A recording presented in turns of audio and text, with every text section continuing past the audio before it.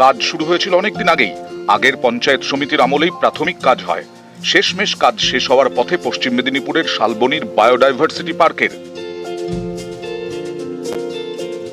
পুজোর আগেই জনসাধারণের জন্য পার্ক খুলে দেওয়া হলেও কিছু কাজ এখনো বাকি।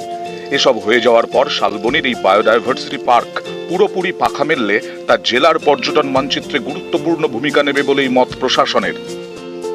যে দৈনন্দিন জীবনযাত্রা যে ডেভেলপমেন্ট, রাস্তাঘাট, জল, সেগুলো হয়েছে, তার সাথে সাথে কিছু বিশেষ প্রকল্পও নেওয়া হয়েছে। বায়োডাইভার্সিটি পার্কের জন্য কাজ প্রায় শেষের মুখে। বায়োডাইভার্সিটির মধ্যে জীববৈচিত্র্যের যেমন প্রজাপতি উদ্যান, বিভিন্ন রকম ভেষজ গাছের প্রকল্প, তার সাথে সাথে শিশু উদ্যান, ওপেন জিম, রক ক্লাইম্বিং। শুধুমাত্র যে বিনোদনের জন্য নয়, বায়োডাইভার্সিটি পার্কের উদ্দেশ্যটা হচ্ছে যাতে নতুন প্রজন্মকে জীববৈচিত্র্য নিয়ে শিক্ষাও দেওয়া যায়।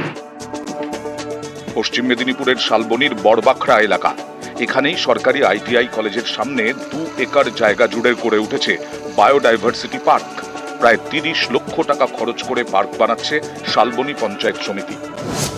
এখানে জলাশয়ে মাছের চাষ, প্রজাপতি গার্ডেন, ভেষজ উদ্যান, শিশুদের জন্য দোলনা, মর্নিং ওয়াকের জন্য রাস্তা, মরশুমে ফুলের বাগান, সেলফি জোন সহ বিভিন্ন ব্যবস্থা করা হচ্ছে।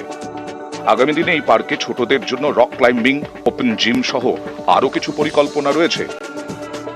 রকম একটা অনুভূতি, সেটাই আমরা চেষ্টা করছি। আর মানুষের, এলাকার মানুষেরও আশা যে তারা অনেক কিছু এটাতে পাবে, এটা একটা বিনোদনের হবে। এখানে বয়স্ক মানুষরাও ঘোরার একটা সুযোগ পাবে। এমনি কম এজের মানুষ, তারা ছেলেমেয়েরা, তারা এই ব্যায়াম ট্যায়াম করার যে আউটডোর জিম যেগুলো থাকে, সেরকমও কিছু বসবে বলে আমি জানি। শালবনি থেকে শোভন দাস, নিউজ 18 বাংলা।